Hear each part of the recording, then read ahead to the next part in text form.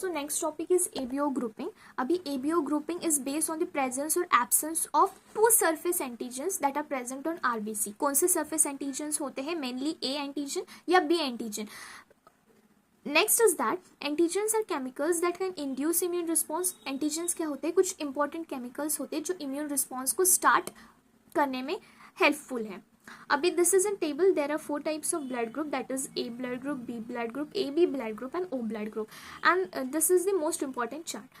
Now here group O is known as universal donor. अभी group O को हम universal donor के तौर पर जानते हैं. क्यों? डोनेट ब्लड ग्रुप, अभी जो भी ग्रुप O के पर्सन होते हैं जिनका ब्लड ग्रुप O होता है, so they can donate blood group. वो अपना ब्लड कौन सी भी ब्लड ग्रुप वाले पर्सन को डोनेट कर सकते हैं, इसीलिए इसे हम यूनिवर्सल डोनर के तौर पर जानते हैं.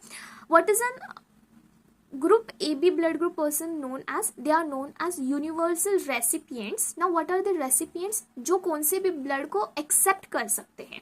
So group AB can accept blood from any blood group person. Next topic is RH grouping. अभी RH ग्रुपिंग क्या होता है और ये RH ग्रुपिंग कहाँ पर हमने पहली बार देखे. First of all, RH antigen present in rhesus monkeys is also observed on the surface of RBCs of majority of human. अभी ये RH एंटीजन कहाँ पर प्रेजेंट होता है? मोस्ट प्रोबेबली rhesus monkeys जो होते हैं वहां पर प्रेजेंट होता है. बट हमने ये RH ग्रुपिंग या RH एंटीजन कुछ ह्यूमन के RBCs के सरफेस पे भी देखे हैं. नाउ हियर RH ग्रुपिंग दो टाइप्स के हो सकते हैं. फर्स्ट इज RH पॉजिटिव, जिसमें RH एंटीजन प्रेजेंट होता है. सेकेंड इज RH नेगेटिव, जिसमें RH एंटीजन प्रेजेंट नहीं होता, वो एब्सेंट होता है. सो RH नेगेटिव पर्सन अगर RH पॉजिटिव ब्लड ग्रुप से एक्सपोज होता है तो ये जो RH नेगेटिव पर्सन के बॉडी में कुछ एंटीबॉडीज फॉर्म होते हैं. किसके अगेंस्ट? RH एंटीजन के अगेंस्ट एंटीबॉडीज फॉर्म होते हैं.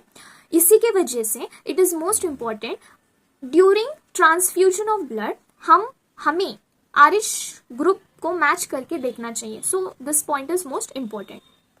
सो नेक्स्ट है मोस्ट इंपॉर्टेंट टॉपिक, जिसे हम क्या कह सकते हैं? Erythroblastosis fetalis. अभी ये एक डिजीज है जो फीटस में कॉज होता है, जिसकी वजह से एनीमिया या जॉन्डिस हो सकता है फीटस को. ना हियर अभी ये डिजीज कब कॉज होता है?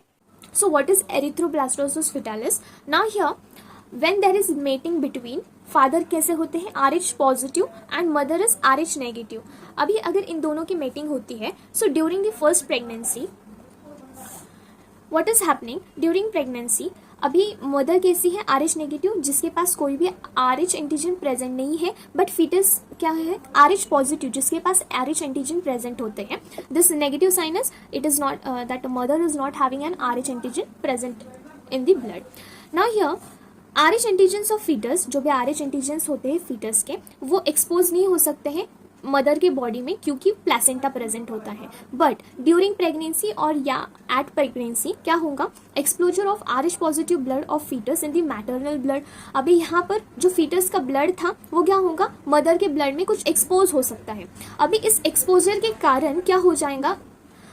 अभी invading of RH positive production of RH antibodies. अभी इन्वेड क्या किसका होगा? RH पॉजिटिव एंटीजन इन्वेड करेंगे मदर के ब्लड में. इसी की वजह से मदर की बॉडी में क्या होंगे? RH एंटीबॉडीज जो होते हैं वो फॉर्म हो जाएंगे. This RH antibodies will be form in the mother's blood या मदर्स के बॉडी में, मदर के बॉडी में. Now here during the first pregnancy there is no effect to the foetus और to the newborn baby. But during the second pregnancy mother के body में क्या present होते हैं? RH एंटीबॉडीज प्रेजेंट होते हैं, जो RH एंटीजन्स को क्या करेंगे? डिस्ट्रॉय कर देंगे.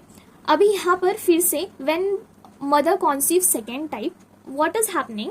Mother is RH negative, again foetus क्या हो जाएगा? RH पॉजिटिव फीटस हो जाएगा. तो यहाँ पर ड्यूरिंग पार्चुरेशन क्या होने वाला है? When the blood is expose, now जो मदर के बॉडी में ये RH एंटीबॉडीज प्रेजेंट होते हैं वो क्या करेंगे? RH पॉजिटिव जो भी एंटीजन है फीटस के अंदर उसे डिस्ट्रॉय करेंगे.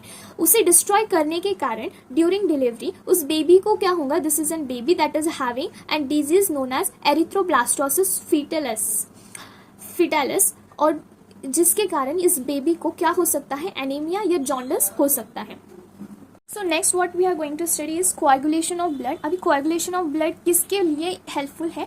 ये एक मैकेनिज्म है जो बहुत एक्सेसिव लॉस होता है ब्लड का इंजरी होने के बाद अपने बॉडी से, उसे स्टॉप करने के लिए। अभी यहाँ पर क्या होने वाला है, let's see here. Injured tissue, अगर कोई भी टिश्यू इंजर्ड हो जाएगा तो उस टिश्यू में के जो भी ब्लड के अंदर जो प्लेटलेट्स होते हैं वो क्या हो जाते हैं, एक्टिवेटेड हो जाते हैं। After activation of that platelets के अंदर कुछ कंपोनेंट्स होते हैं जो इनएक्टिव फॉर्म में प्रेजेंट होते हैं, like prothrombin that is present in inactive form. Now this prothrombin is converted into thrombin in active form with the help of thrombokinase and calcium ions. Now here this thrombin which is in active form, it converts inactive fibrinogen जो platelets में present होता है। Now inactive fibrinogen in presence of ये जो activated thrombin है और calcium ions के presence में ये किस में कन्वर्ट हो जाता है, it is converted to fibrin that is in active form. Now this fibrin और ये जो फाइब्रिन है और कुछ ब्लड के सेल्स दे कम टुगेदर और ये दोनों मिलकर क्या फॉर्म करते हैं, क्लॉट फॉर्म करते हैं। So this is N cascade mechanism, step wise mechanism है जिसके वजह से जो भी एक्सेसिव लॉस हो रहा था अपने बॉडी में से ब्लड का वो स्टॉप हो जाता है।